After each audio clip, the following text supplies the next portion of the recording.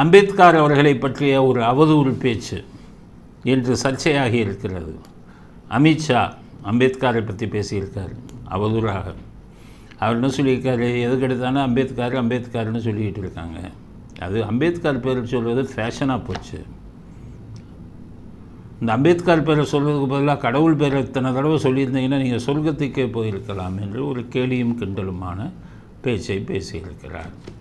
अभी एक फैशन हो गया है, अम्बेडकर अम्बेडकर अम्बेडकर अम्बेडकर अम्बेडकर अम्बेडकर.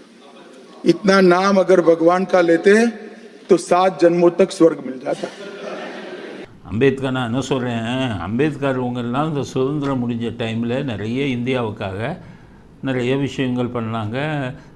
அரசியல் சட்டம், அவர் கொஞ்சம் சட்டம் படித்தவர், அதனால் அரசியல் சட்டம் எழுதும்போது சட்டம் தெரிந்தவர்களிடம் கொடுக்கணும்னு சொல்லி அவர் தலைமையில் குழு அமைச்சு கொடுத்தாங்க. ஸோ அந்த அரசியல் சட்டம் இதில் சட்ட பிரச்சனைகளை எல்லாம் பார்த்து புதிய சட்டங்களை எப்படி உருவாக்கலாம் என்னன்னு சட்டம் தெரிஞ்சதில் வந்து தான் அவர் அரசியல் சட்டத்தை எழுதினார்.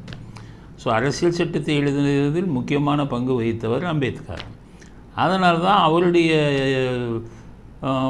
ஜாதியைச் சேர்ந்தவங்கள்லாம் அவர் வந்து மிகப்பெரிய ஒரு தலைவராக வைத்து கொண்டாடுகிறார்கள்.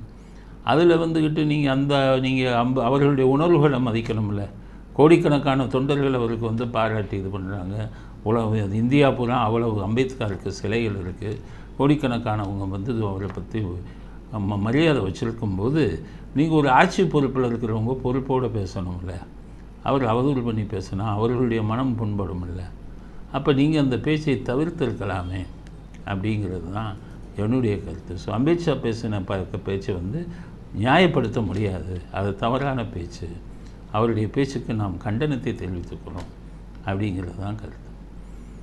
யார் யார் கண்டனத்தை தெரிவிச்சிருக்காங்க? ஸ்டாலின் அவர் பேசுகிறது அவருக்கே வழங்காது, என்னத்தையோ பேசுகிறது. பாவம் செஞ்சவன் புண்ணியம் செஞ்சவன். பாவம் செஞ்சதை பற்றி நீங்கள் பேசலாமா? நீங்கள் செய்யாத பாவமா? எனக்கு தெரிஞ்ச பாவமே ரொம்ப, ஜனங்களுக்கு தெரியாமல் எனக்கு தெரிஞ்ச பாவமே ரொம்ப, ஜனங்களுக்கும் தெரிஞ்சது எவ்வளோ இருக்கும். ரொம்ப பாவம் புண்ணியத்தை பற்றி பேசுகிறாரு. பாவம் செய்பவர்கள் தான் அப்படி இப்படின்னு சொல்லு. நீங்கள் செய்யாத பாவமா? தலையை சுற்றுது எனக்கெல்லாம். ஏன்னா உண்மையான ஸ்டாலின் யாருன்னு எனக்கு தெரியும், மற்றவர்களுக்கு தெரியுதோ இல்லையோ. சரி, அதனால் ஒரே வார்த்தை சொல்ல வேண்டியதான, அம்பேத்கர் மீது ஒரு அமித்ஷா சொன்னது கண்டனத்துக்குரிய கருத்து அப்படின்னு சொல்லியிருக்கிறான், குழப்பி இருக்கிறார். அதுக்கடுத்து காங்கிரஸ்காரன் கத்துறான், எப்படியா நீ வந்து ராகுல் காந்தியெல்லாம் எப்படியா நீ வந்து அம்பேத்கரை பற்றி சொல்லுவ அப்படின்னு.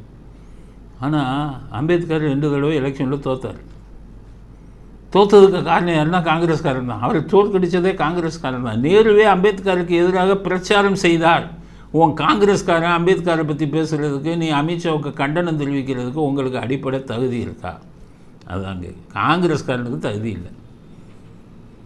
நேரு தான் அவரை அரசியல் சட்டத்தெல்லாம் எழுதணும்னு சொல்லி அதெல்லாம் இது பண்ணி எல்லாம் பண்ணார். அப்புறம் அதே நேருவே அவரை தோற்கடித்தார்ல. அதனால் அவருடைய கருத்து வந்து நம்ம காங்கிரஸ்காரன் கருத்தை நம்ம ஏற்றுக்கொள்ள முடியாது. கனிமொழி ஏதாச்சும் சொல்லுவாங்களான்னு பார்த்தேன், அவங்க சொல்லியிருக்காங்க. அதாவது அமித்ஷாவை தாக்காமல், கண்டனம் தெரிவிக்காமல், இவர் அம்பேத்கரை மட்டும் பாராட்டி அதை படித்து பார்த்தீங்கன்னா உங்களுக்கும் தலை சுத்தம். என்ன சொல்கிறாங்கன்னே தெரியல. ஸோ வசதியாக அமித்ஷா வந்து அவருக்கு பல உதவிகளை செய்திருக்கிறார். தூத்துக்குடியில் அவர் எம்பி ஆனதுக்கு காரணமே அமித்ஷா.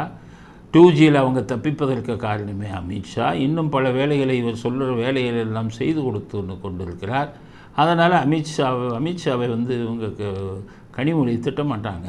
அதனால் வசதியாக திட்டாமல் அம்பேத்கரை மட்டும் புகழ்ந்து ஒரு அறிக்கை விட்டுருக்காங்க.